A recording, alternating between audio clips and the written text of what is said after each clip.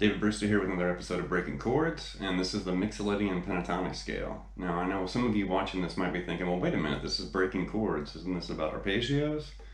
And, why is he talking about the Mixolydian-Pentatonic Scale? What the heck is that? This doesn't really have a name. I'm just going to kind of lay this out, lay it all on the line.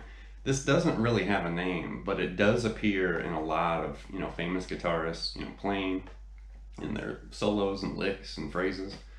And you can actually trace this back a long way, but I usually trace it back to Jeff Beck, and then I usually stop right there. Because, yeah, you could probably go back before Jeff Beck and find it used, in jazz or some other styles of music. But I'm thinking of this more or less like in a rock, context. So I look at Jeff Beck and the work that he did with Jan Hammer, back in the 70s. And Jan Hammer, famously, he composed the theme for Miami Vice, back in the 80s, but he played with Jeff Beck, and he's done a lot of other things too. And Jan's a very exciting keyboard player, but one thing that he does is he emulates the phrasing and articulation and the techniques of a guitarist. So he'll use like the pitch wheel on his keyboard, and he'll phrase his licks almost like a guitarist would. And if you haven't heard, the work that he did with Jeff Beck back in the 70s, go, run and listen to Jan Hammer and Jeff Beck play together. And there's a live album that's very famous. And I think I have it on CD, as a matter of fact. But anyway, back in the 70s, they kind of pioneered the use of this Mixolydian-Pentatonic scale. So it's not really a pentatonic scale. I mean, it's a 5-note scale, so any 5-note scale is technically pentatonic. But it's not the pentatonic scale that most of you watching this are aware of. It's different. And it's not really the Mixolydian mode or scale either. It's just kind of a partial piece of that scale. It's 5 notes of Mixolydian. All right, the first thing you need to kind of notice here is what we're playing, and what we've changed from the traditional, minor pentatonic scale. So you definitely don't want to play this over minor chords. Don't use it over D minor, say, D minor 7. We're looking more for that dominant 7, D7 kind of sound. You could play it over, 9th chords.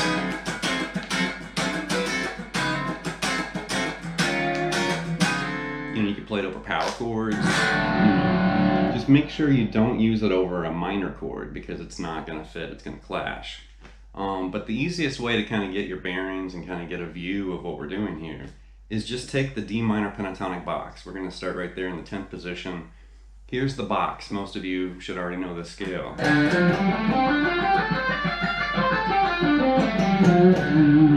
Very standard, very plain, not very exciting. After you've learned it and kind of used it for a few years, that scale gets very boring. It's extremely useful, but it is kind of vanilla, vanilla ice cream or whatever. It's not very exciting. So what we're going to do is take this scale and we're going to raise the minor thirds, which are F, and we're going to raise those Fs basically up to F sharp. So by doing that, we're changing a minor, chord to a major chord, or a minor arpeggio to a major arpeggio. Now I've identified this as Mixolydian-Pentatonic. That's just my own nickname that I've given it, because it still reminds me of the minor pentatonic scale. We've got 2 notes per string, and the only thing we've changed is we've just raised, the minor third to a major third. So we've changed F to F sharp. And when you do that, it kind of conveniently creates this really, interesting and kind of alternative to the plain old minor pentatonic scale. So once again, side-by-side comparison, here's D minor pentatonic.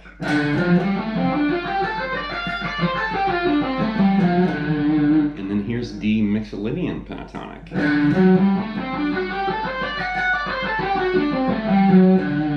And immediately you can hear this brighter, major tonality compared to the sad, minor pentatonic version.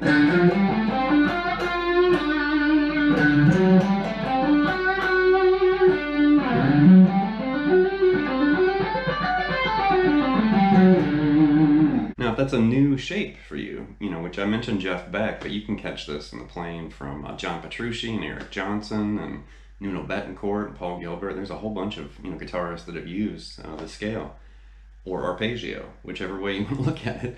This is breaking chords. So if you want to think of it as an arpeggio, just think of that as a D11 arpeggio. You know, we're playing D major, but there's a fourth, you know, so just think of it as a D11 and you're set. But the first thing I would practice is just play the arpeggio or the Mixolydian-Pentatonic. Play it ascending and descending until that fingering really becomes comfortable. And you can pick every note. You can use legato. But the main thing is you're really, memorizing that fingering and that shape, of the scale or arpeggio. Next, I would suggest, make some licks, and you can actually just take the top two strings and start creating, Mixolydian-Pentatonic flavored ideas like this. And just compare that to like a typical minor pentatonic lick.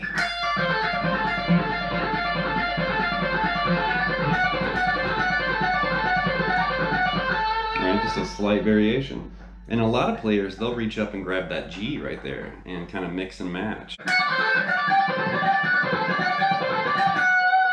And you're just kind of, creating a little passing tone there. And you can also play with that there on the G string on the 12th fret.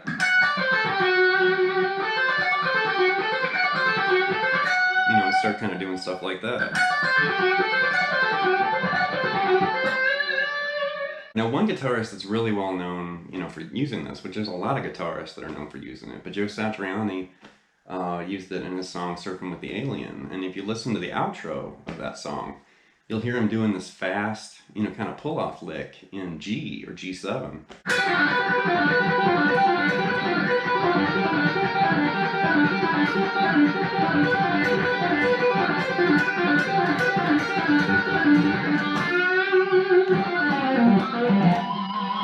Now right there you can actually find, that same two-string fingering at play.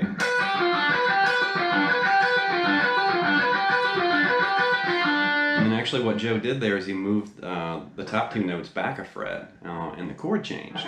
So right there it's kind of going from G to C. So he's basically targeting, the 4 chord, which is C. And to do that, he's basically moving from this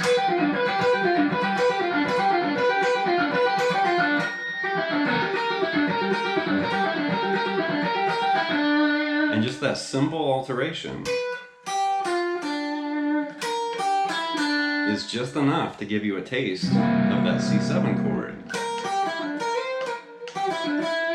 And it's interesting because you don't even have the root, but you can still hear it's implying, C7.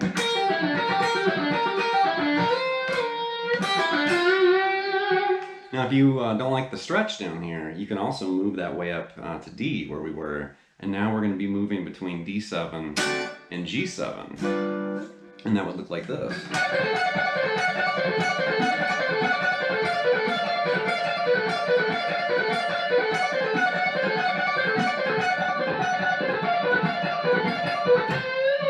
And if you want to do the Satriani, mutation, you can grab that G there on the 15th fret, like I was talking about earlier, and you could do this.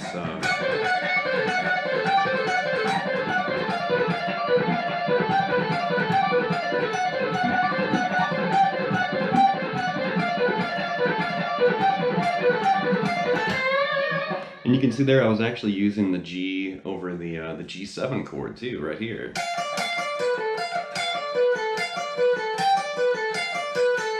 It's a little bit more of a stretch, but it sounds great in there.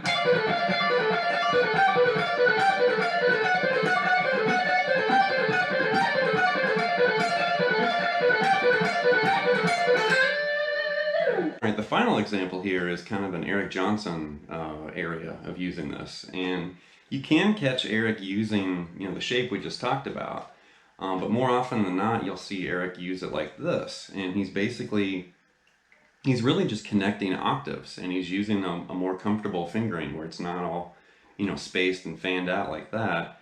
It's kind of more closed and together like this. And there you can see we're basically grabbing the flat 7 C, and then there there's your root D, and there's the major third F sharp, and we're just basically going up F sharp, G to A, and then we're going to repeat that again. There's C, D, F sharp, G, A, and then C, D, F sharp, G, A.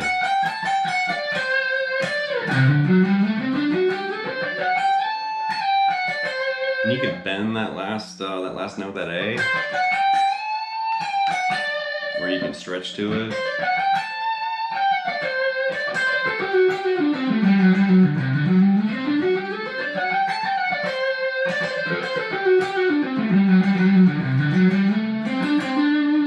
Really cool, variation, and it's useful, and it sounds cool. It catches your ear. It doesn't sound like that plain old, minor pentatonic. There's something, a little different and more interesting happening. All right, that's going to wrap this look at the Mixolydian-Pentatonic Scale. And once again, that's just my nickname for this. It doesn't really have a name. I mean, if you're a musical scholar or something, just call it a D11 arpeggio and be done with it.